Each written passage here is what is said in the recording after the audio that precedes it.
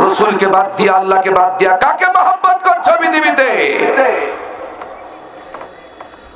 মরতে তোমাকে হবে, কবরে তোমাকে যেতে হবে, মাথায় রেখো।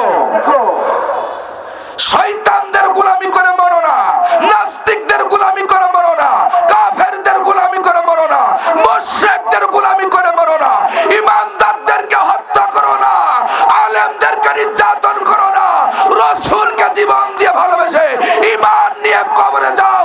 তা না হলে কিন্তু তোমার খবর আছে কবরে। সবাই বলেন ঠিক কিনা? আমরা তোমাদেরকে ডাকছি আল্লাহর কোরআনের রাস্তায় ফিরে এসো, ঈমানকে চাঙ্গা করো, ঈমানি তেজ, ঈমানি স্পিরিটকে বাড়িয়ে দাও, ঈমানি শক্তি বাড়িয়ে দাও। আল্লাহর কোরআন পড়ো, রাসূলের হাদিস পড়ো, সে অনুযায়ী জীবন গড়ে ঈমান নিয়ে কবরে যাও। কোন নেতা নেত্রী তোমার কবরে যাবে না, কেউ যাবে না ভাই। সাহেব রুমি রাদিয়াল্লাহু তাআলা আনহু কুরাইশ দলপতিদেরকে বললেন, আমার কাছে যে তীর ধনুক আছে আমি কিন্তু লড়াই চালিয়ে যাব, যদি আমার পথ ক্লিয়ার না করে দাও আমি কিন্তু তোমাদের সাথে যুদ্ধ করব, আমি পিছপা হব না, আমি কিন্তু ফিরে যাব না। আমি নিয়ত করে বেরিয়েছি আমার জীবন থাকা পর্যন্ত আমি তোমাদের সাথে লড়াই করব, পিছু হাঁটবো না, ঈমান ছেড়ে দেব না। জোরে বলেন সুবহানাল্লাহ। আমার জীবন থাকা পর্যন্ত আমি পিছু হাঁটবো না। ও কালীগঞ্জবাসী যুবকেরা, আমার ঝিনাইদহ যুবকেরা, তোমাদের ঈমানকে শক্ত করো। কাফেরদের কাছে মাথা নত করে কবরে যেও না, কাফেরদের গোলামি করে কবরে যেও না। গোলামি করবেন কার? আরো জোরে বলেন, গোলামি করবেন কার?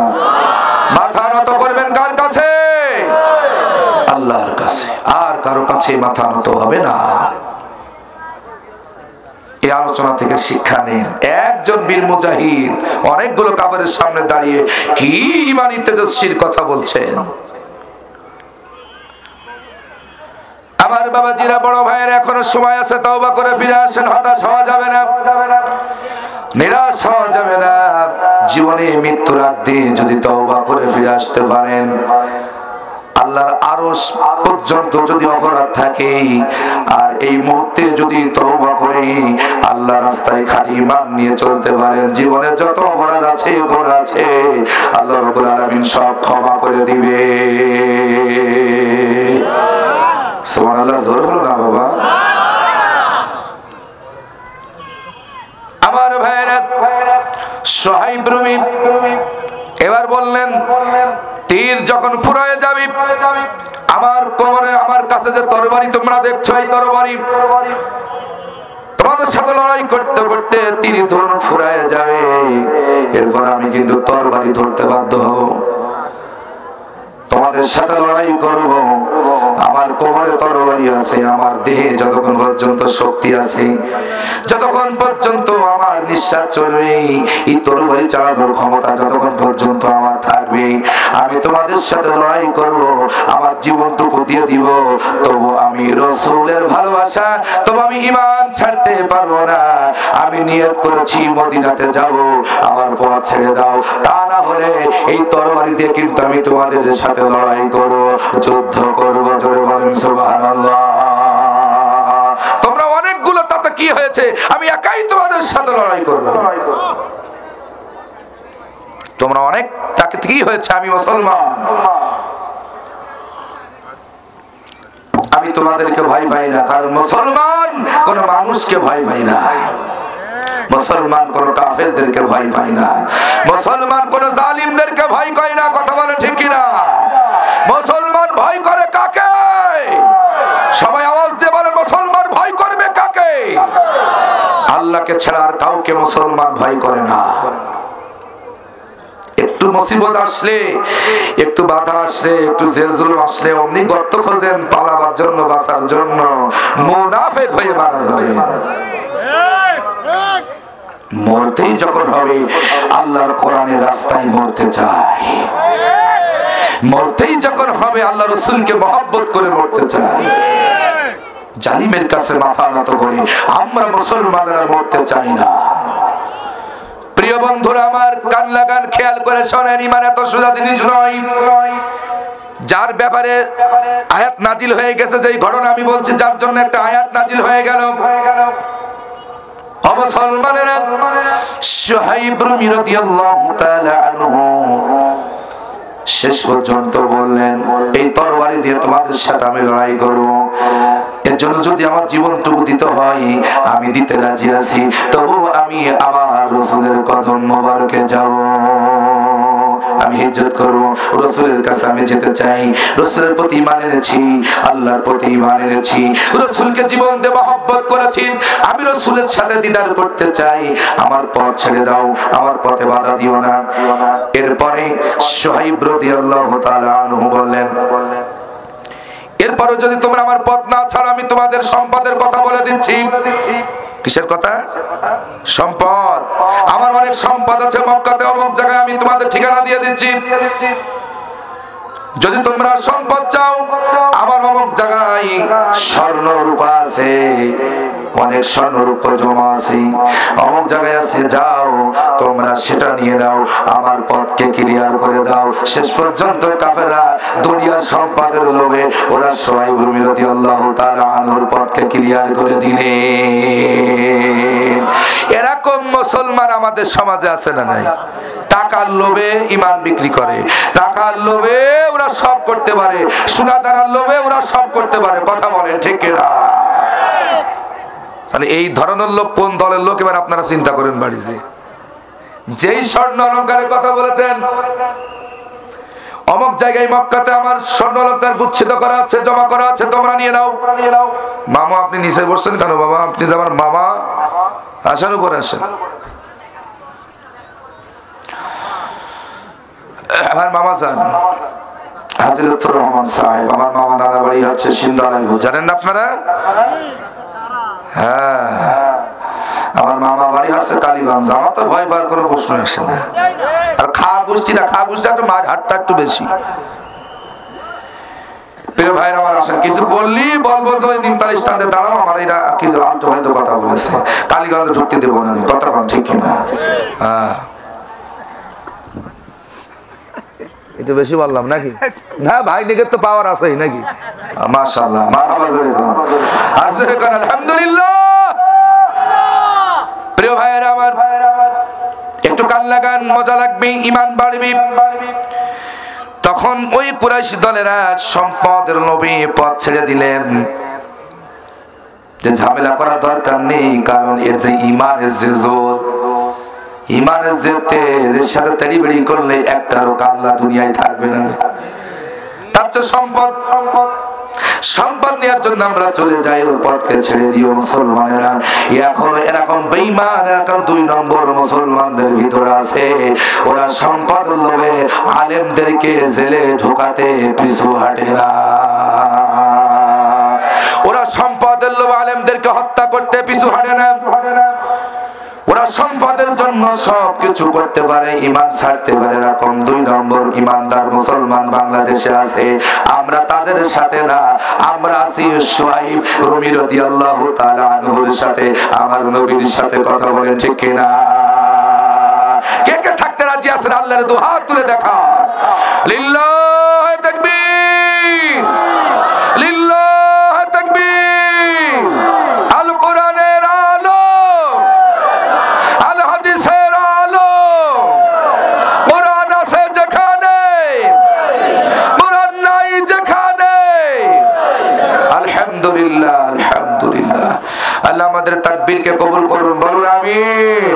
একটু মহব্বতের সাথে জিকির করেন লা ইলাহা ইল্লাল্লাহ। ভাই সাউন্ড একটু দিলে বাড়িটা বেশি খাবে না, মূল সাউন্ডটা একটু দিলে আর বাড়ি খাবে না বেশি। হ্যাঁ, মূলটা একটু বাড়াই দেন, হালকা দিলে ঠিক আছে, বাড়াই দিলে ঠিক আছে। লা ইলাহা ইল্লাল্লাহ, জোরে জোরে, লা ইলাহা ইল্লাল্লাহ, লা ইলাহা ইল্লাল্লাহ, লা ইলাহা ইল্লাল্লাহ, মুহাম্মাদুর রাসূলুল্লাহ সাল্লাল্লাহু আলাইহি ওয়াসাল্লাম। তাহলে আমরা দুনিয়া চাই না আখিরাত চাই? আমরা ঈমান চাই না সম্পদ চাই? ঈমান যদি বাঁচাতে চান একটু ত্যাগ স্বীকার করেন। আজকের আলোচনার মূল বিষয় হচ্ছে কুরবানি, ত্যাগ। ওই যে সোহাইব রুমি সম্পদের মায়া ছেড়ে দিয়েছেন, যা নিয়ে যা আমার সম্পদ, আমার পথ ছেড়ে দে, আমি রাসূলের সাথে দিদার করতে চাই। সুবহানাল্লাহ বলবেন না বলবেন না? প্রাণ ভিক্ষা আমরা চাইবো না জালিমের কাছে, আমরা আল্লাহর সাথে দিদার করতে চাই। আমরা প্রাণ ভিক্ষা চাইবো না জালিমদের কাছে, শয়তানদের কাছে, আমরা রাসূলের সাথে দিদার করতে চাই। এটাই হচ্ছে ঈমানের মূল পরিচয়, এটাই কুরবানি, এটাই ত্যাগ। প্রিয় ভাইয়েরা আমার, সোহাইব রুমি রাদিয়াল্লাহু তাআলা চলে গেলেন মদিনাতে। নবীজির কদম মোবারকে গিয়া পুরো ঘটনা খুলে বললেন। আয়াত নাযিল হয়ে গেল। নবীজির দরবারে জিবরিল আমিন আলাইহিস সালাতু ওয়াস সালাম এসে বললেন, ওয়া মিনান নাসি মান ইয়াশরি নাফসাহু বিতিগা মারদাতিল্লাহ ওয়াল্লাহু রাউফুম বিল ইবাদ। আওয়াজ দিয়ে বলেন আল্লাহু আকবার, আর জোরে আল্লাহু আকবার। এসে গেল এই ঘটনার উপরে। নবীজি বলেন সোহাইব লাভবান হয়েছে, সোহাইব লাভবান হয়েছে। কয়েকবার নবীজি বললেন সোহাইব লাভবান হয়েছে। ইতিমধ্যে জিবরিল আমিন এসে আয়াত নাযিল করে দিলেন, ওয়া মিনান নাসি মান ইয়াশরি নাফসাহু বিতিগা মারদাতিল্লাহ।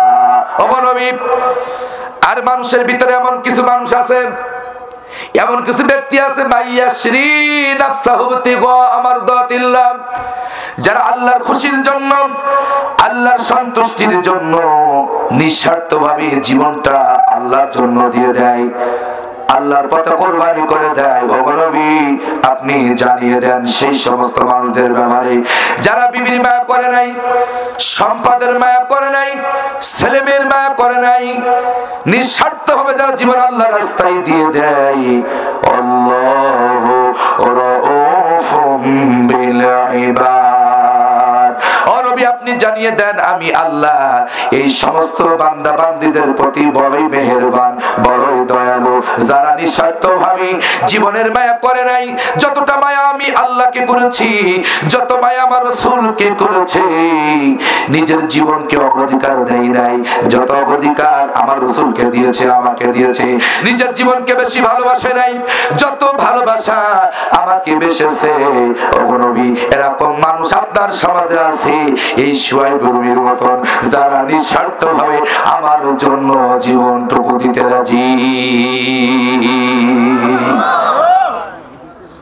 এইভাবে যারা আমার রাস্তায় জীবন দিতে চাই, দুনিয়ার ক্ষমতার মায়া করে নাই, দুনিয়ার ছেলেমেয়ের মায়া করে নাই, যতটা মায়া আমাকে করেছে, যতটা ভালো আমাকে বেসেছে, ও নবী, এদের জন্য আমি আল্লাহ বড়ই দয়াশীল, বড়ই মেহেরবান। তাহলে আপনি যদি আল্লাহকে দয়াশীল হিসেবে পেতে চান, আল্লাহকে যদি মেহেরবান হিসেবে নিজের জন্য পেতে চান, দয়াবান হিসেবে যদি পেতে চান, এই জীবনটুকু আল্লাহর জন্য উৎসর্গ করে দেওয়া লাগবে। আল্লাহ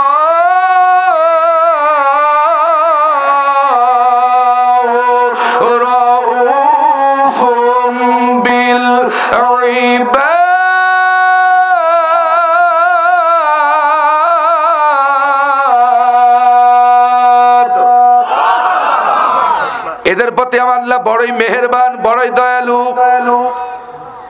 তাহলে দয়ালু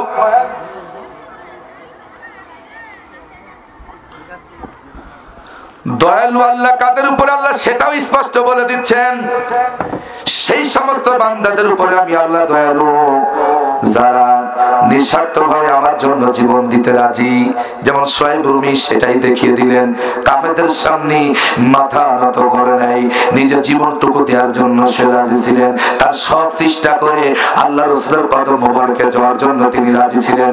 আল্লাহ এই জন্য দেখিয়ে দিলেন, নবীজি আপনার সমাজে এখনো ভালো মানুষ আছে, এখনো আল্লাহ ওয়ালা আছে। নাফসাহু বিতিগা আমারদাতিল্লাহ, যারা নিজের নফসকে, নিজের আত্মাকে, নিজের জীবনকে আমি আল্লাহর সন্তুষ্টির জন্য বিক্রয় করে দেয়। ও আল্লাহর বান্দারা, তোমার জীবন যৌবন কার জন্য দিলে? এখনো সময় আছে। আল্লাহকে যদি দয়াবান হিসেবে পেতে চাও, আল্লাহকে যদি মেহেরবান হিসেবে পেতে চাও, আল্লাহকে যদি দয়ালু হিসেবে নিজের জন্য পেতে চাও, এই মূল্যবান সময়টুকু আল্লাহর জন্য দিয়ে দাও। রাজি আছেন না? নেই? আছেন তো ইনশাআল্লাহ? হ্যাঁ, চেষ্টা করেন, ত্যাগ স্বীকার করেন, কোরবানি করেন, আল্লাহর জন্য সময় দেন। আপনি ব্রাজিলের খেলা দেখার জন্য আপনি সময় দেন, সময় কোরবানি করেন, অর্থ খরচ করেন। ওরে বাবা, 3 মাইল ধরে পতাকা বানিয়েছে। কয় মাইল? 4 মাইল বানিয়েছে। 4 মাইল বানিয়েছে। বাপ ভাত পায় না, মার খাতি দেয় না, উনি পতাকা বানায় 4 মাইল। তোর গাল থাপ্পড় করে ভেঙে দেবো বিয়া তো।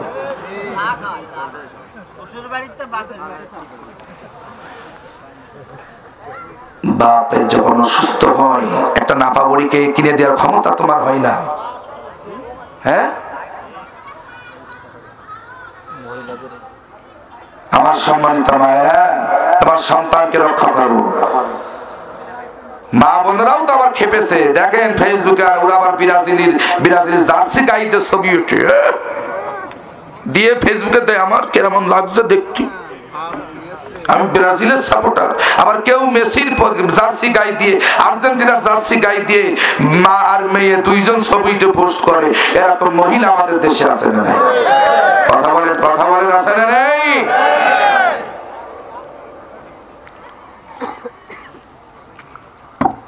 প্রিয় বন্ধুরা আমার, খুব সাবধান, ইমান হারা হয়ে বলেন না। ইমান হারা হয়ে কবরে যাও না আমার যুবকেরা, আমার মায়েরা বোনেরা। তুমি আর্জেন্টিনার সাপোর্টার করো, তুমি আর্জেন্টিনার জার্সি গায়ে দিয়ে ছবি ওঠো, মহিলা মানুষ,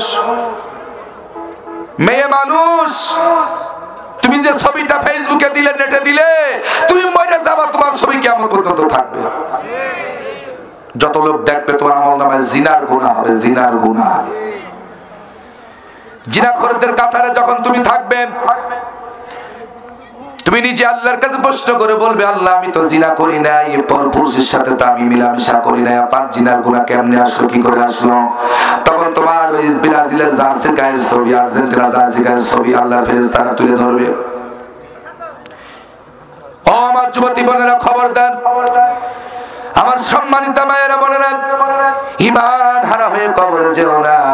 কবর বড় কঠিন জায়গা। দুনিয়ায় ভালো মন্দ খাওয়ার পর, বন্ধু বান্ধবের সাথে থাকার পর, পিতা মাতার সাথে থাকার পর, 50 বছর, 30 বছর, 40 বছর, 100 বছর প্রতিবেশীর সাথে মায়া মহব্বতে থাকার পর, এমন একটি জায়গা আপনাকে রাখা হবে মরার পর, যেখানে সাথী হিসেবে কাউকে পাওয়া যাবে না, কাউকে পাওয়া যাবে না বন্ধু হিসেবে। সে আল্লাহর সাথে তোমরা নাফরমানি করো, যে আল্লাহ তোমার কবরে বাঁচাবেন, যে আল্লাহ তোমার কবরে সাহায্য করবে, যে আল্লাহ তোমার আখিরাতে সাহায্য করবে, সে আল্লাহর নাম মেনে তুমি দুনিয়ার মানুষকে, মানুষের আইন মানো। সে আল্লাহর কোরআন না মেনে তুমি দুনিয়ার মানুষের সংবিধান মানো। যারা কোরআন মানে না, আলেম ওলামা মানে না, নামাজ পড়ে না, ইসলাম মানে না, সেই সমস্ত নেতা নেত্রীর বিচারে তোমরা করো। কি জবাব দিবা মরার পর? কি জবাব দিবা কিয়ামতের ময়দানে, আল্লাহর আদালতে? চিল্লায় কোন ঠিক কিনা? আমার ভাইয়ের, আপনাদের সাথে কোনো শত্রুতা আমার নাই, আপনাদের ডাকছি আল্লাহর কোরআনের রাস্তায় ফিরে আসেন বন্ধু। এখনো সময় আছে, ফিরে আসেন। এখনো সময় আছে, ফিরে আসেন। এখনো সময় আছে, ফিরে আসেন। অতীতে যা করেছেন আমার যুবকেরা, বাবাজিরা, আজকেই তওবা করেন। আর জীবনে নামাজ ছেড়ে দেবো না, আর মিথ্যা কথা বলবো না, আর কোরআনের বিরোধিতা করবো না, আর আলেম ওলামাদের বিরোধিতা করবো না। নিয়ত করেন, তওবা করে ভালো কাজ করেন। আজ হোক কাল হোক মারা লাগবে, কবরে যাওয়া লাগবে, কেউ ছাড় পাবে না। কথা বলেন ঠিক কিনা? আমার ভাইরা, আমার আওয়ামী লীগের ভাইরা, আমার বিএনপির ভাইরা, ভাই আপনাদের সাথে আমাদের কোনো শত্রুতা নাই। আসলে আমরা মুসলিম, আমরা এক হয়ে আল্লাহর কোরআন আইনকে মেনে নিই। এই সারা মুক্তি পাবার কোনো রাস্তা নেই পৃথিবীতে, কথা বলেন ঠিক কিনা? মুক্তি পেতে হলে কোরআনকে আপনার জীবনে মেনে নিতে হবে, রাসূলকে জীবন দিয়ে ভালোবাসতে হবে, রাসূলকে জীবন দিয়ে মহব্বত করতে হবে। আর কাউকে ভালোবাসা যাবে না, আর কাউকে মহব্বত করা যাবে না।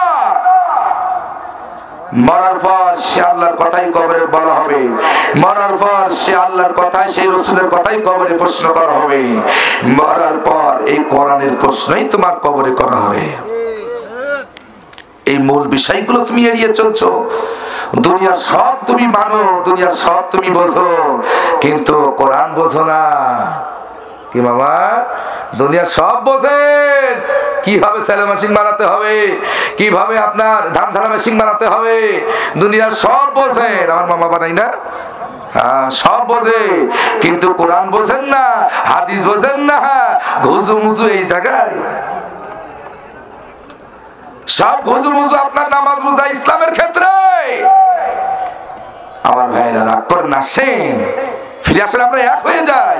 দলাদলি ছেড়ে দেন, মারামারি ছেড়ে দেন, গালিগালাজ ছেড়ে দেন, মানুষকে কষ্ট দেওয়া ছেড়ে দেন, মিলেমিশে থাকেন, মানুষকে মহব্বত করেন, মানুষকে ভালোবাসেন, মানুষকে কাছে টানেন, প্রতিবেশীকে ভালোবাসেন, বিরোধী দলকে ভালোবাসেন, সরকারি দলকেও ভালোবাসেন, তাদের কাছে মহব্বতে আল্লাহর কোরআনের দাওয়াত পৌঁছায় দেন, কোরআনের দাওয়াত পৌঁছায় দেন। আমাদের দায়িত্ব রয়েছে আল্লাহর দ্বীন মানুষের কাছে পৌঁছে দেওয়া। নবী নাই, নবী আর আসবে না কিয়ামত পর্যন্ত। এখন আমাদের দায়িত্ব হচ্ছে আল্লাহর কোরআনের কথা বলা, আল্লাহর তাওহীদের কথা বলা, কথা কোন ঠিক কিনা? এটাই হচ্ছে আমাদের দায়িত্ব। আর এই কথা বলার কারণে আপনারা আমাদেরকে রাজাকার বলে গালি দেন, জঙ্গিবাদ বলে গালি দেন, মৌলবাদ বলে গালি দেন। আপনারা ভুল করছেন, আপনারা ভুল করছেন। আমার ভাইরা, ভুল পথে চলেন না ভাই। কেউ আপনার কবরে যাবে না, নেইমার কবরে যাবে না, মেসি কবরে যাবে না, কোন নেতা নেত্রী কবরে যাবে না, হুজুর কবরে যাবে না, বক্তা কবরে যাবে না, আপনার আমল ইমান কবরে যাবে। কথা বলেন ঠিক কিনা? ইমান যদি ভালো হয় আপনি শান্তিতে থাকবেন। গলায় প্রচন্ড ব্যথা, রাগ করছেন না তো? আমি পানি খাচ্ছি বলে আজকে গতকাল আর আজকে এই 2টা দিন আমি প্রায় 12-13 দিন হয়ে গেল আমি ঠিক মতন কথা বলতে পারি নাই। তো মাশাআল্লাহ একটু আস্তে আস্তে কথা বলে গলাটা এখন একটু ভালো হয়েছে। ওই বরিশাল ভোলা বিভিন্ন জায়গার পানি, আর ভোলাতে এমন একটা জায়গা আপনার বরিশাল পর্যন্ত যাওয়া যায়, তারপর স্পিড বোর্ডের লঞ্চে যেতে হয়। এই ভোরবেলা আসতে যে আপনার সেখানকার হাওয়া, নদীর স্পিড বোর্ডে 45 মিনিট স্পিড বোর্ডে থাকতে হয় নদীর ভিতরে। কত জোরে স্পিড বোট চলে, সেখান যে গলাটা বসে গেছে ভাই। তো একটু ধৈর্য ধরে শোনেন, বুঝতে অসুবিধা হচ্ছে না তো? সমস্যা নাই তো? শোনেন, মন দিয়ে শোনেন। প্রিয় ভাইয়েরা আমার, আল্লাহ তাআলা সূরাতুন নিসা 74 নম্বর আয়াতে বললেন, ফালিয়াকাতিল ফি সাবিলিল্লাহিল্লাযীনা ইয়াশরুনাল হায়াতাদ দুনিয়া বিল আখিরাহ ওয়া মান ইউকাতিল ফি সাবিলিল্লাহি ফায়ুকতাল আও ইয়াগলিব ফাসাউফা নু'তিহি আজরান আযীমা। সকলে আওয়াজ দিয়ে জোরে সরে বলেন মারহাবা, আরো জোরে বলেন সুবহানাল্লাহ, আরো জোরে বলেন আল্লাহু আকবার। কোরআন শোনো মুসলমানেরা, সূরা নিসা 74 নম্বর আয়াত। আগে যে আয়াতের শানে নজুম আল্লাহ সূরা বাকারা 207 নম্বর আয়াতে আল্লাহ তাদের প্রতি মেহেরবান, আল্লাহ তাদের প্রতি দয়াবান, আল্লাহ তাদের প্রতি দয়ালু, যারা নিঃস্বার্থভাবে আল্লাহর খুশির জন্য এই জীবনকে আল্লাহর রাস্তায় দিয়ে দেয়। চিন্তা নাই তাদের, আখিরাতে চিন্তা নাই, তাদেরকে সাহায্য করবেন আমার আল্লাহ। জোরে বলেন সুবহানাল্লাহ। কোন চিন্তা নাই বন্ধু কবরে হিসাব কেমনে দিবেন, ও চিন্তা আপনার নাম। এখন আপনার চিন্তা আপনি আল্লাহর কেমনে খুশি করবেন, সেই চিন্তা দুনিয়ায় আপনার। আল্লাহকে কিভাবে খুশি করা যায়, নবীজিকে কিভাবে খুশি করা যায়, আল্লাহর সন্তুষ্টি কেমনে অর্জন করা যায় সেই চিন্তা আপনার এখন করা লাগবে, দুনিয়ায় করা লাগবে। আর মৃত্যুবরণ করার পর আপনার আর কোনো চিন্তা নাই এরপর বান্দাকে কিভাবে আল্লাহ হেফাজত করবেন, কবর হিসাব কেমনে সহজ দিবেন, আখিরাতে হিসাব কেমনে সহজ দিবেন, এই চিন্তার এই দায়িত্ব মৃত্যুবরণ করার পর আমার আল্লাহর উপর অর্পিত হয়ে যায়। কিন্তু দুনিয়ায় দায়িত্ব হচ্ছে আমাদের আল্লাহর আনুগত্য করা, আর মরার পর জান্নাতে যাওয়া পর্যন্ত সব দায়িত্ব আমার আল্লাহর উপরে।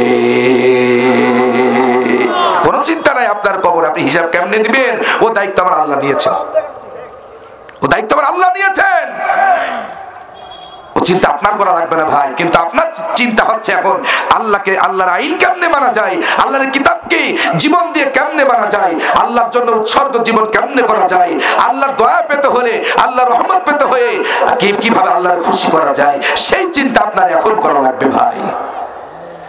আমার যুবক ভাইয়েরা, আমার বাবাজিরা খেয়াল করেন, এবার শোনেন আল্লাহ কাদেরকে সর্বশ্রেষ্ঠ প্রতিদান দান করবেন। আজকাল আলোচনা বলবো সাহিত্যে এক কুরবানি, কাদেরকে আল্লাহ তাআলা শ্রেষ্ঠ প্রতিদান দিবেন, শ্রেষ্ঠ জাযা আল্লাহ কাদেরকে দিবেন, সে বিষয়ে আল্লাহ স্পষ্ট সূরা নিসার ৭৪ নম্বর আয়াতে কারিমার ভিতরে আল্লাহ বললেন, ফালিয়াকাতিল ফি সাবিলিল্লাহ ইল্লাযীনা ইয়াশরুনাল হায়াতাদ দুনিয়া বিল আখিরাহ, যারা আখিরাতের বিনিময়ে এই দুনিয়ার জীবনকে যারা আল্লাহর রাস্তায় বিক্রয় করে দিয়েছে। কিসের বিনিময়ে? আখিরাতের সুখের বিনিময়ে, আখিরাতের জিন্দেগির বিনিময়ে। ইয়াসরুনাল হায়াতাদ দুনিয়া বিল আখিরাহ, আখিরাতের সুখের বিনিময়ে দুনিয়ার এই মূল্যবান জীবনটা যারা আল্লাহর রাস্তায় দিয়ে দিয়েছে, নিজেকে নিহত করেছেন, কতল করেছেন আল্লাহর রাস্তায়, নিঃস্বার্থভাবে জীবনটা দিয়ে দিয়েছে। আমার মায়েরা বোনেরা খবরদার, বেপরদাইন ভাবে রাস্তায় নেও না, বেপরদাইন ভাবে কালীগঞ্জে যাও না, ঝিনাইদহ যাও না। আমার মায়েরা তোমাদেরকে মরা লাগবে, কবরে আপনাদেরকে তোমাদেরকে যেতে হবে। মা, আমার যুবতী বোনেরা ফিরে আসো, আর নেটে তোমার ছবি দিও না।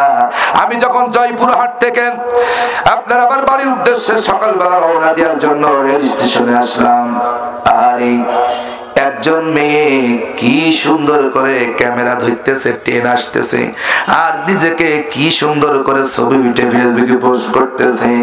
আমি দেখে আশ্চর্য হয়ে গেলাম, আরে বোন, তোমার এই সুন্দর চেহারা আল্লাহ কি জাহান্নামে যাওয়ার জন্য তৈরি করছে? এত সুন্দর চেহারা আল্লাহ তোমারে দিয়েছেন, নিজে হেজাব পালন না করে, পর্দা পালন না করে তুমি এই শত শত মানুষ দাঁড়িয়ে আছে রেল স্টেশনে, তুমি তাদের সামনে মাথায় তোমার কাপড় নাই, বুকে ওড়না নাই, আরে ডিজিটাল মার্কা কাফের মহিলা, নষ্ট ডিজিটাল মহিলা তুমি হয়ে গেছো বোন। তুমি ছবি পোস্ট করে দিচ্ছ নেটে, ফেসবুকে, আরে মরার পরও তোমার এই ছবি থাকবে, দুনিয়ার কত মানুষ দেখবে।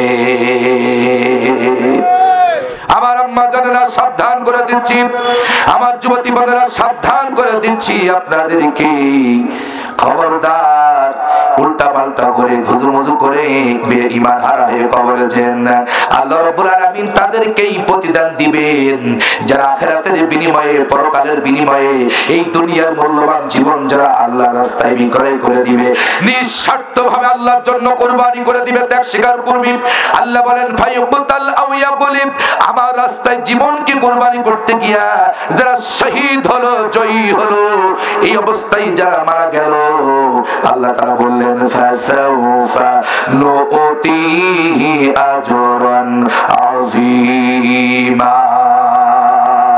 এইভাবে যারা জীবন দিয়েছেন, আমার রাস্তায় কুরবানি করেছেন, ত্যাগ স্বীকার করেছেন, আত্মত্যাগ স্বীকার করি, জীবন যারা আমার রাস্তায় বিক্রয় করে দিয়েছে, পরকালের বিনিময়ে, আখিরাতের বিনিময়ে, দুনিয়ার মূল্যবান সময় আমার রাস্তায় যারা দিয়ে দিয়েছেন, নাফসাহু তিগা মারদাতিল্লাহ, আমি আল্লাহর খুশির জন্য তাদের নফস, তাদের আত্মাকে বিক্রয় করে দিয়েছেন, আমি আল্লাহকে পাওয়ার জন্য তারা দুনিয়ার জীবনকে, সম্পদকে আমার রাস্তায় যারা বিক্রয় করে দিয়েছে, কিয়ামতের ময়দানে দেরি হবে না, বিলম্ব হবে না, ফাসাউফা, আল্লাহ বললেন খুব তাড়াতাড়ি, খুব দ্রুত, নুতিহি, প্রদান করে দেয়া হবে আজরান আযীমা, সবচাইতে বড় প্রতিদান, যেটা আল্লাহ ওনাদের জন্য রেখেছেন, আমাদের জন্য রেখেছেন। আল্লাহ বলেন আমার রাস্তায় যারা কুরবানি করেছে, জীবনকে বিলায় দিয়েছে, কিয়ামতের ময়দানে, আখিরাতের ময়দানে শ্রেষ্ঠ পুরস্কার, শ্রেষ্ঠ পুরস্কার, শ্রেষ্ঠ মর্যাদা, শ্রেষ্ঠ সম্মান আমার রাস্তায় যারা জীবন দিয়ে দিল, আমি তাদেরকেই, আমি আল্লাহ আখিরাতে সবচাইতে বড় প্রতিদান আমি তাদেরকেই দেব। জোরে বলেন সুবহানাল্লাহ, আরো জোরে আল্লাহু আকবার।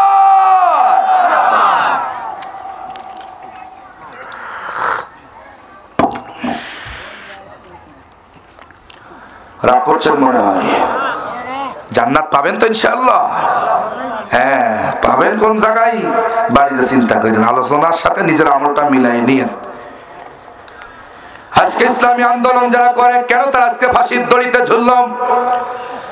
কারণ এই আয়াতগুলো তাদের জানা আছে, আল্লাহরে পেতে হলে, আল্লাহর দয়াবান হিসেবে পেতে হলে জীবনটা আল্লাহ রাস্তায় কুরবানি করে দেওয়া লাগবে। এই জন্য ফাঁসির রায় শোনার পরও তারা বিজয়ের চিহ্ন দেখিয়ে গেছে, মৃদু মৃদু হেসেছে, মুস্কি হাসতে হাসতে ফাঁসির দড়িতে মাথা মোবারক ঝুলাই দিয়েছে। কারণ তারা জানে আল্লাহর কাছ থেকে শ্রেষ্ঠ প্রতিদান পেতে হলে নিজের জীবনটা আল্লাহর খুশির জন্য দিয়ে দেওয়া লাগবে। তারা চোর নয়, ডাকাত নয়, বদমাইশ নয়, সন্ত্রাসী নয়, তাদের অপরাধ হচ্ছে আল্লাহর দ্বীন কায়েমের আন্দোলন করা। তাদের অপরাধ হচ্ছে আল্লাহর জমিন, আল্লাহর দ্বীন বিজয়ের কাজ করা। ইসলামী নেতা নেত্রীদের অপরাধ হচ্ছে শ্রেষ্ঠ কাজ একামতের দ্বীন প্রতিষ্ঠার আন্দোলন করা, কোরআনের রাজনীতি করা, এটাই হচ্ছে তাদের বড় অপরাধ। এছাড়া তাদের কোনো অপরাধ নেই। তারা জানে আল্লাহর জন্য জীবন দিতে পারলে আল্লাহর দয়াবান হিসেবে পাওয়া যাবে, আল্লাহকে মেহেরবান হিসেবে পাওয়া যাবে। আল্লাহু রাউফুম বিল ইবাদ, নবী আপনি জানিয়ে দেন আমার জন্য যারা জীবন দিয়েছে আমি তাদের জন্যই, এই বান্দাদের জন্যই মেহেরবান। প্রিয় ভাইরা আমার, কোরআন শোনেন, কোরআন কি বলছে। কোরআন বাদ দিয়ে সারাদিন তাসবিহ টেবে রহমত পাওয়ার আছে, তাসবিহ তাহলিল করেন, আমার কোনো আপত্তি নেই। সুবহানাল্লাহ, আলহামদুলিল্লাহ, লা ইলাহা ইল্লাল্লাহ, আল্লাহু আকবার বলবেন, এটা শ্রেষ্ঠ শ্রেষ্ঠ বাক্য বলবেন, কিন্তু ইকামতের দিন প্রতিষ্ঠা বাদ দিয়ে নয়। কোরআনের সমাজ কায়েম করার বিরোধিতা করে তাসবিহ টিপে কোনো লাভ হবে না, কথা বলেন ঠিক কিনা? ইকামতের দিন প্রতিষ্ঠার বিরোধিতা করে তাসবিহ টিপে কোনো লাভ হবে না। মোল্লা আব্দুল্লাহ ইবনে উবাইয়ের সাথে তোমার আমার হাসর হবে। তার অপরাধ ছিল সে ইকামতের দিন প্রতিষ্ঠার বিরোধিতা করেছিলেন, নবীজির আদর্শের বিরোধিতা করেছিলেন। তিনি নবীজির পিছনে সালাত আদায় করার পরেও সে জান্নাতি হতে পারে নাই। তার একটাই অপরাধ ছিল, আল্লাহর কোরআনের আইনের বিরোধিতা করেছিলেন।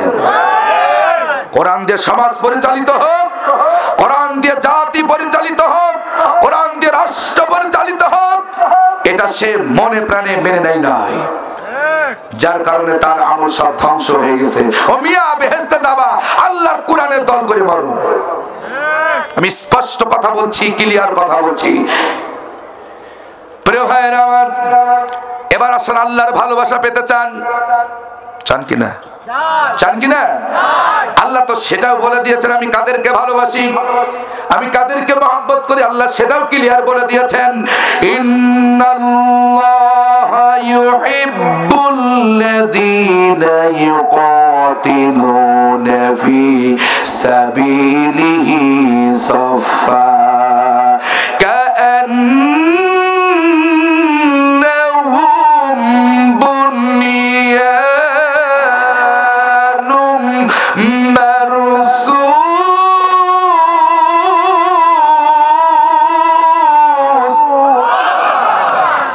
আল্লাহ কাদেরকে ভালোবাসেন সেই দলের কথা আল্লাহ এখানে বললেন। কোন শ্রেণীর মানুষকে আল্লাহ ভালোবাসি? কাদেরকে আল্লাহ ভালোবাসেন, কাদেরকে আল্লাহ সম্মানিত করেন, কাদেরকে আল্লাহ মহব্বত করেন, কোন দলকে আল্লাহ মহব্বত করেন আল্লাহ স্পষ্ট কোরআনে বলছে। সূরা সাফের 4 নম্বর আয়াতে কারিমার ভিতরে আপনারা বাড়িতে পড়বেন, আল্লাহ বলেন ইন্নাল্লাহ, নিশ্চয় আমি আল্লাহ, ইউহিব্বুল লাযিনা ইউকাতিলুনা ফি সাবিলি, যারা আমার রাস্তায় সংগ্রাম করে, আমার রাস্তায় দল করে, মিটিং করে, মিছিল করে। কিভাবে করে?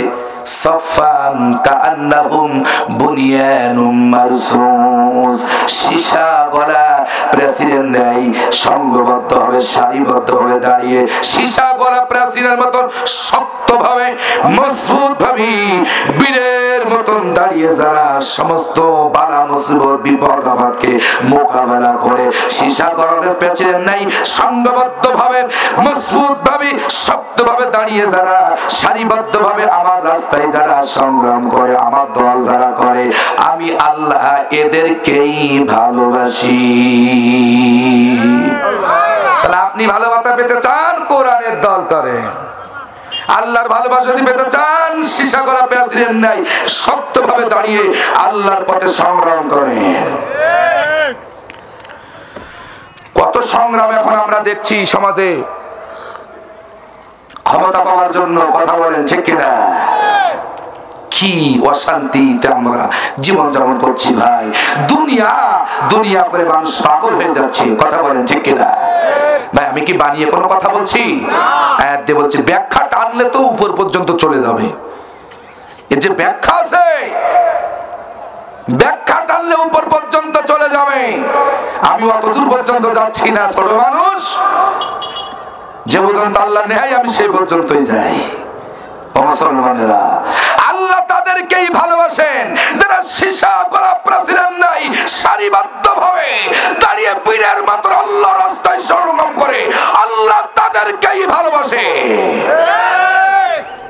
এটাই হচ্ছে আল্লাহর কথা, এটাই হচ্ছে আল্লাহর কথা। কোরআন হাদিস বাদ দিয়ে আমল করে আল্লাহর ভালোবাসা পাবা, এটাও সম্ভব।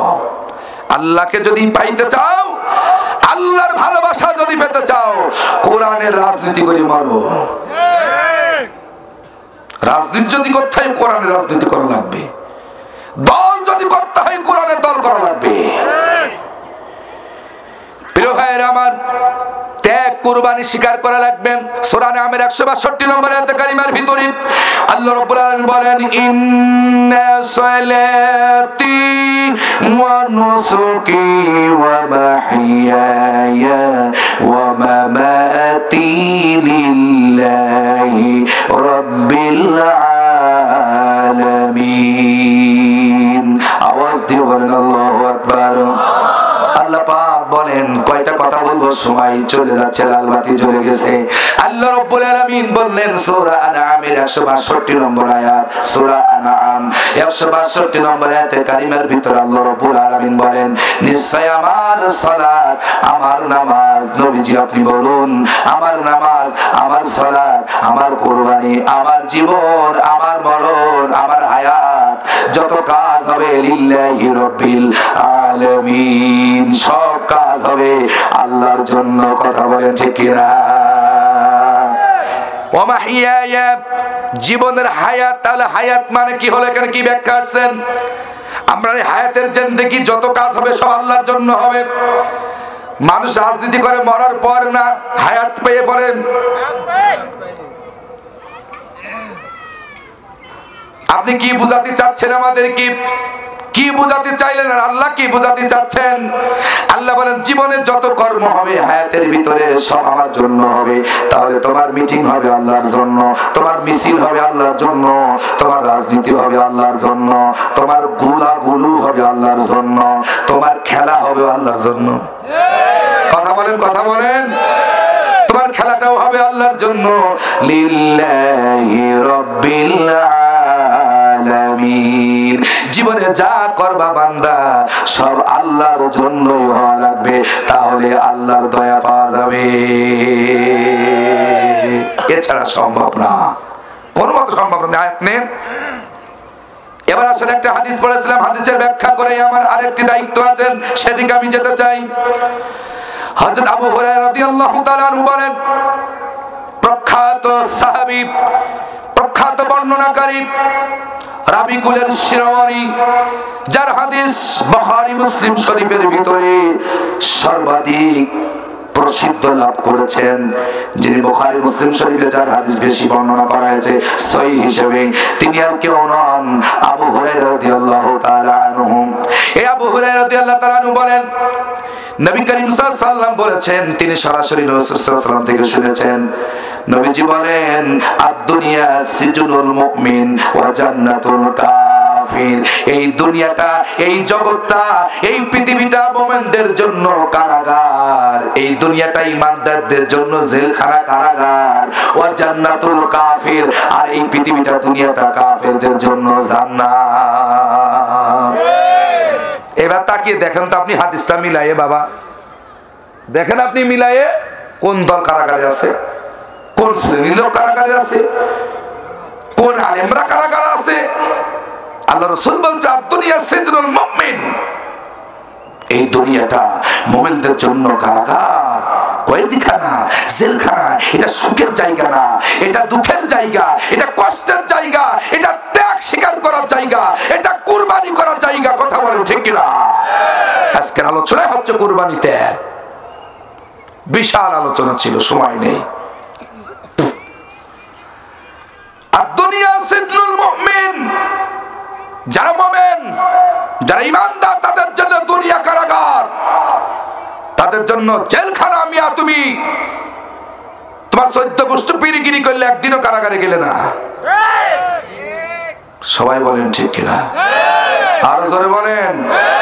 তাহলে হাদিস তো তুমি মানতেই পারলে না জীবনে, বেচতে বাবা কেমনি? তুমি তখন হাদিসই মানতে পারলে না, গেছেন তো তৈরি হয়ে যান যাওয়ার জন্য, তা না হলে কিন্তু বিপদ আছে মামা। ঘুজু মুজু করে বেহেশতে বাবা, ঘুজু মুজু দুনিয়ায় চলবে, কবরে চলবে না, আখিরাতে চলবে না। কথা বলেন ঠিক কিনা? ফিরে আসেন, আমি সকল দলকে পায়ে ধরে বলে যাচ্ছি, আমাদের কথা শুনলে তোমরা রাগ করো, খেলা বুঝবা মরার পর, যখন দুর্বুঝ বাহিনী তোমার কায়দা করে কষবে। কথা বলেন ঠিক কিনা? সেদিন বুঝবা কিয়ামতের ময়দানে, যেদিন ফেরেশতা তোমার কায়দা করে কষবে। আজকে হুজুরদের কথা ভালো লাগে না, ইসলামের কথা ভালো লাগে না, কোরআনের কথা ভালো লাগে না। অন্যায় ভাবে আলেমদেরকে বছরের পর বছর কারাগারে বন্দী করেছো। নিরপরাধ আল্লাহওয়ালাদেরকে তুমি কষ্ট দিয়েছো, বাড়ি ছাড়া করেছো। জবাব তোমাকে দিতে হবে, মরতে তোমাকে হবে, আল্লাহর দরবারে তোমাকে জবাব দিতেই হবে, দিতেই হবে, দিতেই হবে। কথা বলেন ঠিক কিনা? জবাব তোমাকে দিতে হবে বন্ধু, ভুল পথে চলো না। একটু কবরের কথা স্মরণ করো, একটু আখিরাতের কথা স্মরণ করো ভাই।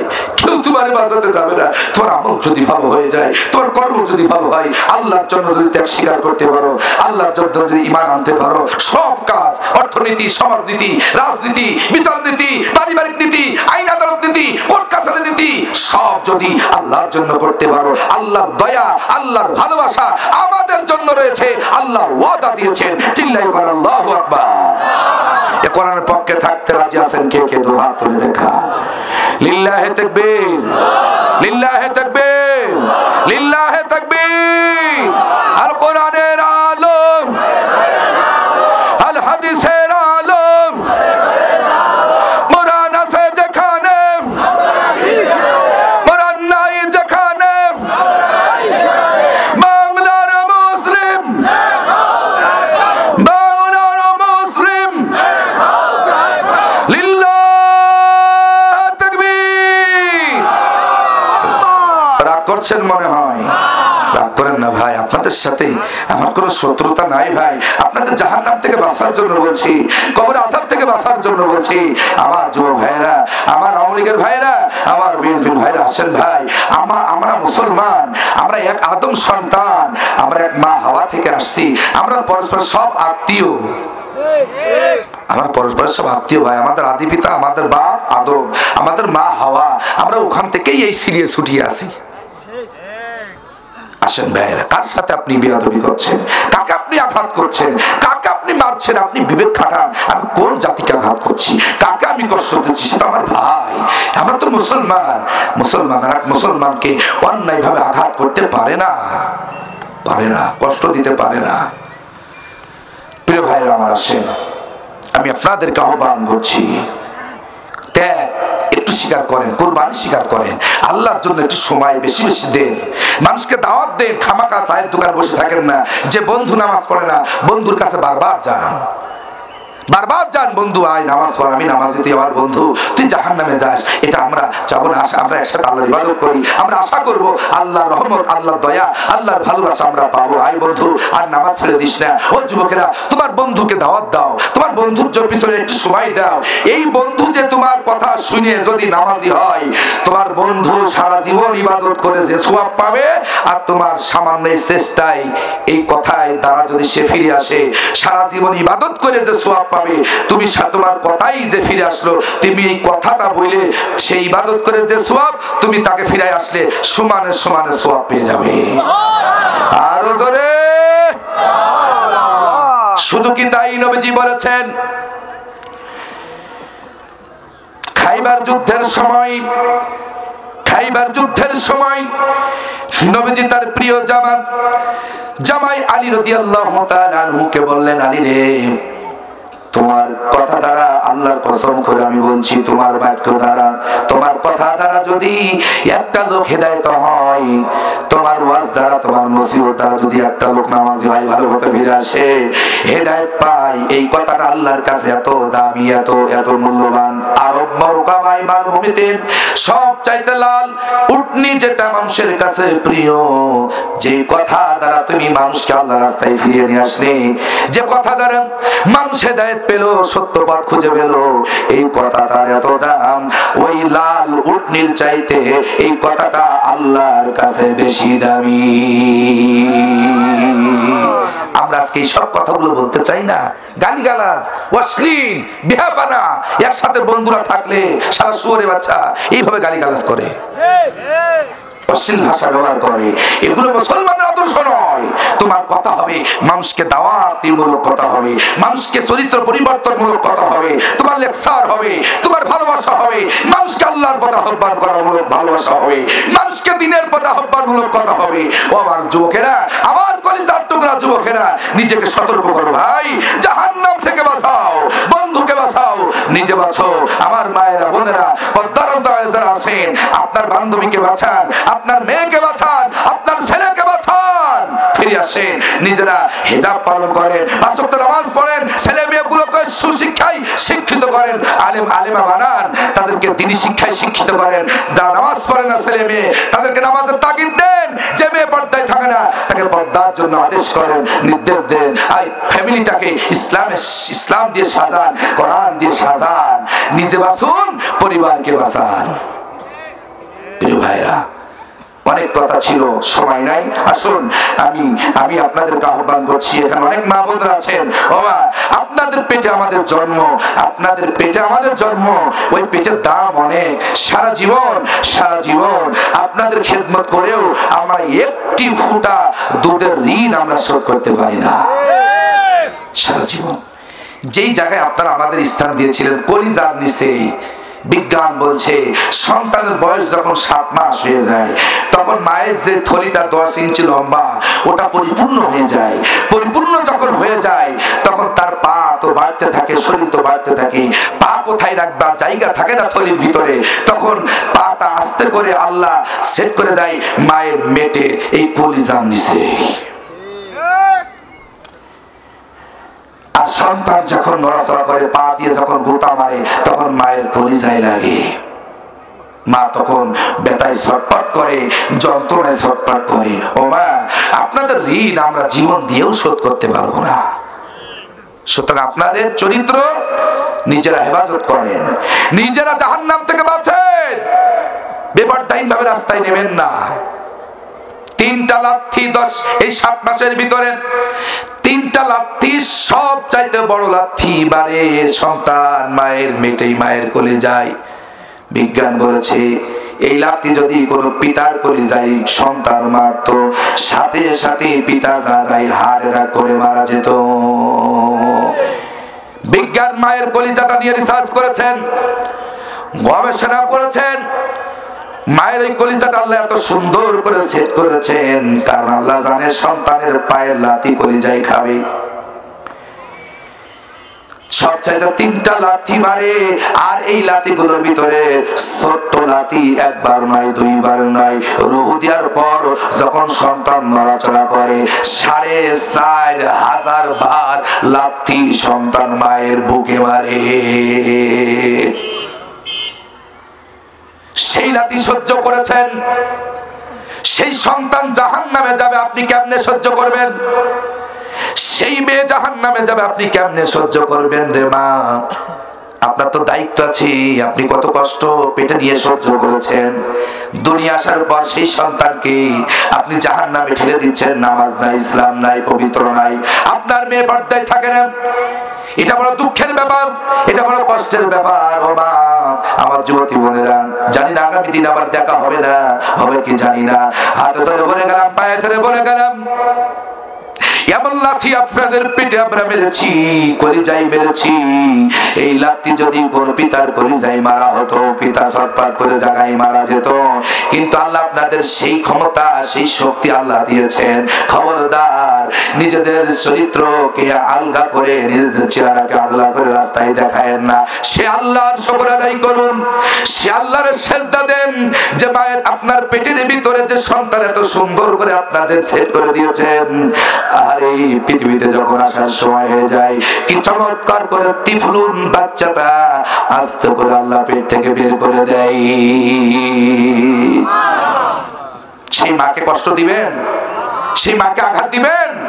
খবরদার, মাকে কষ্ট দেওয়া যাবে না। ও মা, নামাজ পড়েন, পর্দায় থাকেন, তাসুক্ত নামাজ পড়েন।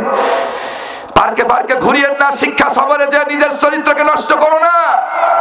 মেয়েদেরকে শিক্ষা সবরের নামে জাহান্নামে ঠেলে দিও না। আছে না নাই? শিক্ষা সবরে যায়, সাজুগুজু করে, বন্ধুর হাত ধরে পার্কে পার্কে ঘুরে, এদিক বাবা আমার মসজিদে জিকির টানতেছে, মেয়ে চলে গেল বেপরদাহীন ভাবে শিক্ষা সবরে। কথা বলেন ঠিক কিনা? এগুলো থেকে সতর্ক করেন। অনেক কথা ছিল ভাই, বলতে পারছি না, সময় কম। আসুন আমি আপনাদের সামনে একটা আবেদন করতে চাই, এ কোরআন নাজিল করেছেন কে? আরো জোরে। এ কোরআন জারি রাখতে হলে কিছু অর্থের দরকার আছে না নাই? এই যে আজকে আপনারা কোরআন শুনছেন, আমার এই বড় বড়িলাবাসী, এরা আমাকে অত্যন্ত মহব্বত করেন। প্রায় 80 এলাকাতে ফেলো ভাইরা আমার, এরা এই মঞ্চে কয়েকবার আসলাম, আবার এসেছি। তেরা আমাকে একটু দায়িত্ব দিয়েছেন, এই যে বিশাল আয়োজন করেছেন, আপনার একটু সহযোগিতা, একটু সমর্থন, আপনারা কেউ মাহরুম হবেন না। আল্লাহর রাস্তায় দান করা, নামাজ পড়া যেমন ফরজ, হজ করা যেমন ফরজ, আল্লাহর রাস্তায় দান করাটাও তেমনই ফরজ। অগণিত আয়াত আছে কোরআন কারীমের ভিতরে। আর নবীজির হাদিস শোনেন, নবীজি বলছেন, তোমরা সেই পর্যন্ত দান করবে, তোমার মৃত্যু কণ্ঠনালীতে আসা পর্যন্ত তোমরা দান করতেই থাকবে। সুবহানাল্লাহ বলবেন না? বলবেন না? তোমাদের মৃত্যু, মামা, মৃত্যু কণ্ঠনালীতে আসা পর্যন্ত দান করতেই থাকবে। মৃত্যু শয্যায় শুয়ে আছেন, বলবেন আমার ওই সম্পদ অমুক গরিবকে দিয়ে দাও, আমার এই টাকা অমুক গরিবকে দিয়ে দাও। এইভাবে মৃত্যু জান কবজা পর্যন্ত দান করা থেকে বিরত থাকবে না। আর আজকে আমরা টাকা পয়সা চাইলে মানুষ দিতে চাই না, কৃপণতা করে। কিন্তু একটা টাকাকে আপনি কবরে নিয়ে যাবেন, এটা যখন নিশ্চিত, তাহলে কৃপণতা কেন করেন ভাই? নিজে বেঁচে থেকে। আরেকটি কথা আমি নতুন করে বলি, যারা মরার পর খানা করেন, গরু জবাই করে খানা করে না? আচ্ছা, এই যে খানা হয়, এটি 1 পয়সা লাভ আছে? বেশি দরকার নেই, 1টা পয়সা লাভ আছে। আপনি উঠে আমাদের দেখান দিন, দাঁড়িয়ে বলেন তো হ্যাঁ লাভ আছে। বলেন দেখি কার ক্ষমতা আছে, বলেন যে 1 পয়সা লাভ আছে এই খানার ভিতরে। 1.5 লাখ টাকা গরু জবাই করে, 2 লাখ টাকা খরচ করে, 2.5 লাখ টাকা খরচ করে 1 পয়সাও লাভ হবে না। আমি গ্যারান্টি দিয়ে বলছি, আমি দেখিয়ে দিচ্ছি চোখে আঙুল দিয়ে। বলবো? খানা যখন করেন, সব তো গরিবদের দাওয়াত দেন না, এটা 1 নম্বর পয়েন্ট। খানা খাওয়ার ইসলামের নিয়ম হচ্ছে এতিম, মিসকিন, অসহায়, দরিদ্রদেরকে খাওয়া। কিন্তু দরিদ্রের খোঁজ নাই। ভিআইপি দাড়ি চাচা গোপালা দাঁড়াইয়া পেশাব করে বেনামাজিদের ভিআইপি গেস্ট হিসেবে খাওয়া হয়, এটা হারাম। তাহলে গেল সওয়াব নাকি? সব গেল। 2 নম্বর বিষয় হচ্ছে মহিলার তো কেউ খানা খাতে যায় না, যায় না? মাথা থাকান কেন? পুরুষের চাইতে বেশি আর ওরা যায়। মরা বাড়ি দেখবেন, খানা বাড়ি দেখবেন, পুরুষের চাইতে বেশি কারা যায় না? হলে আপনি মিলাই দেখেন একটু। আচ্ছা, এই মহিলা তো সব তো রাবিয়া বুসরি নাকি? রাবিয়া বুসরি না? একেবারে পর্দা করে হাত মোজা ঘুরি সুন্দর করে খানা খাতে যায় নাকি? যায় না, বেপরদাইন ভাবে যায়। অধিকাংশ মহিলা বেপরদাইন ভাবে খানা খাতে যায়। তাহলে আপনার খানা তো ফরজ নাকি? ফরজ না খানা করা? খানা করা কি ফরজ না পর্দা করা ফরজ? তাই নফল পালন করতে গিয়া, শোনেন মামা, নফল পালন করতে গিয়া আপনি আর বেপরদাইন ভাবে বাপরে বেহেশতে পাঠানোর জন্য ভুড়িওয়ালা ভুড়ি দেখিয়ে বেড়াচ্ছে, মাথায় কাপড় নাই, পেটালা মহিলাকে খাওয়াচ্ছেন আপনি, বাপের সিরাত দরবার। ও সওয়াব তো দূরের কথা, বাপ হাবুডুবি খাবে জাহান্নামে। ঠিক? আরে সুদ ঘুষও পরের কথা। মানে খারাই যে 1 পয়সাও লাভ হবে না, আমি পয়েন্ট গুলো আপনাদের ধরিয়ে দিচ্ছি চোখে আঙুল দিয়ে। 1 টাকারও লাভ হবে না, বরং আর গুনাহ আর গুনাহ, গুনাহ আর গুনাহ। এমন কোন খানা নেই যে মারামারি হয় না। এই আত্মীয়র কয়ে এই শ্বশুর বাড়ির ভাই, ওর শ্বশুর বাড়ির ভাই বোনেরা শালীরা আসছে, একটু গোশ কম পড়ে গেছে, দেখো। এমনকি বিয়ের মজলিসেও বর আর কইনে হাতাহাতি বেঁধে গেছে, দেখবেন আপনি নেটে সার্চ দিয়ে। বর আর কইনে 2 জন মারামারি বেঁধে গেছে বিয়ের এই খানা নিয়ে। কথা কোন ঠিক কিনা? খানা করবেন না, আমি কোরআন শরীফ হাতে করে বলছি, কেউ খানা করবেন না। ওই টাকাটা শোনেন, ওই টাকাটা আপনি এখন বেঁচে আছেন, আপনি নিজে হাতে কোন অসহায় দরিদ্র মিসকিনদেরকে দেন, নাই কোন প্রতিষ্ঠানে দেন, কোন মাদ্রাসায় দেন, কোন মসজিদে। যে আমি মরার পর কোনো খানা হবে না, আমার যে সম্পদ থেকে 1 লাখ টাকা 2-1.5 লাখ টাকা খরচ হবে খানা করতে, আমি নিজে হাতে মসজিদ মাদ্রাসায় গরিবদের কাছে বিলিয়ে দিয়ে গেলাম। এখানে 100-এ সওয়াব আছে, 99ও কমানোর সুযোগ নেই, 1% কমানোর সুযোগ নেই। আপনি নিজে হাতে, ঠিক আছে তো নাকি মুফতি সাহেব? নিজে হাতে আপনি যেটা দান করলেন, ওই 1 লাখ টাকার গরু জবাই না করে, 1.5 লাখ টাকা দিয়ে খানা না করে, আপনি 50,000 টাকা নিজে হাতে দান করে যান। তার চাইতে আপনার হাজার হাজার গুণ লাভ হবে। সুবহানাল্লাহ বলবেন না? বলবেন না? আপনারা আসলটা চিনেন না, আসল রাস্তায় যান না, আপনারা ভুল রাস্তায় হাঁটছেন। আর যদি খানা খাওয়াতে হয়, শোনেন, খানা যদি খাওয়াতে হয়, আপনি জীবদ্দশায় বেঁচে থাকতে আপনি টার্গেট নেন, আপনার গ্রামে কোন লোকটা 3 বেলা ভালোভাবে খেতে পারে না, আপনার ইউনিয়নে কোন লোকগুলো ভিক্ষা করে খায়, আপনি তাদের নামের তালিকা লিস্টি করে তাদের একদিন বাড়িতে দাওয়াত দেন। দাওয়াত দিয়ে গোশত ভাত লাগবে না, আপনি শুধু ডাল ভাত খাওয়ান। ডাল ভাত দিয়ে 2 পেট ভরে আলু ভর্তা ডাল দিয়ে খেতে দেন, ওরা প্রাণ খুলে দোয়া করতে করতে বাড়ি যাবে।